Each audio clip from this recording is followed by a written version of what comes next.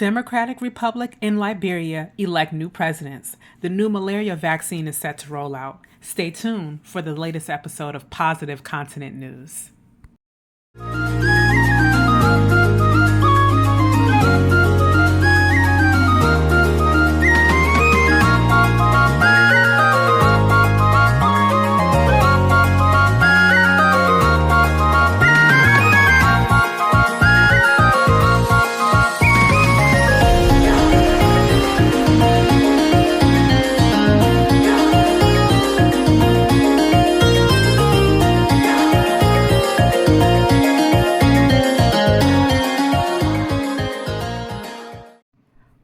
Welcome. I'm your host, Alima P. And first off, I'd like to start, if you haven't noticed, our new name is Positive Continent News. The name change came from me deciding that it was time to embrace that the name Africa and African doesn't align with the continent.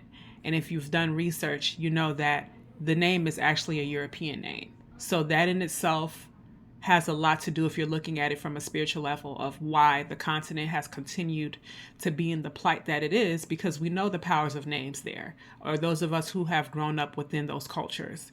I actually got inspired by seeing a YouTube short in which somebody was explaining this. And this is something that I did know. I did know that the original name of the continent is Akabulan, and I've known that for many years. I, at the time, was not ready to embrace this change, but we need to embrace the change of calling it the continent, or by its original name, Akabulan, or one of the other names of the territories that we now know as countries there, because continuing to call it the name of Europeans, I don't think will be benefiting the continent as we move forward. So technically, this is the first episode of this being called Positive Continent News. Actually, it is the 5th episode of the news. So let's welcome this new change as we proceed to learn about the newest news happening on the continent. So, on January 22nd of this year, Liberia swore in its 26th president, Mr. Joseph Boakai, who is also 79 years old.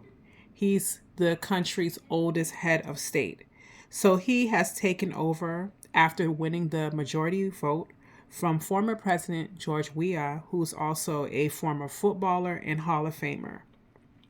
There has been a lot of questions raised about his ability to effectively do his job, which we can say is ageism because of his age, in which Mr. Boakai argues that he is fit for the position of being the president of Liberia. He has a degree in business administration, and he has served as the country's agricultural minister in the past. He was also vice president under former President Ellen Johnson Sirleaf's administration for 2 years, which they were each 6-year terms. And so we are excited to see what he can do for the country. There's nothing else to do but be positive, because he's never been the president of the country before. He has been in politics for several decades in Liberia, but the best thing to do is wait and see what Mr. Boakai will be doing for the country. So good luck with this, Mr. Boakai, because Liberia definitely needs good and proper heads of state and administration. So this next story is a follow-up story from our last episode in relation to the RTSS vaccine, which is the first malaria vaccine in the world. This is being distributed in Cameroon, and the distribution is happening after successful trials between 2019 and 2021 in Ghana, Kenya, and Malawi of the vaccine. The vaccine is going to be distributed to 662,000 doses to children. And this is because, according to the World Health Organization, 95% of deaths of children on the continent is from malaria. Niger, Burkina Faso, Sierra Leone, and Liberia are the next countries in line set to receive the vaccine. Also, 19 countries in total on the continent will be introducing the RTSS vaccine this year. So let's share things up a bit more and talk about the Lower Zambezi National Park in Zambia.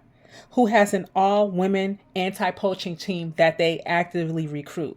This team is called Kafudza, and what they do is protect wildlife from poaching and raids for bushmeat that people sell. The park is located in eastern Zambia and is unfenced, meaning that animals are free to roam in local villages. Kafuza tends to draw on unemployed, lowly paid, and rural women. Some of these women have suffered abuse by the hands of their partners, so I can imagine them feeling a sense of independence and accomplishment once they are successfully recruited into Kafuza. This unit, they carry guns and they work as wildlife conservation enforcement team, which was previously dominated by men. Also, with this, there is a rigorous recruitment and physical assessment to join this team. Think of something like the Army or a police force, in which there's different skill level tests that one must pass before they are, initiated or recruited into the team.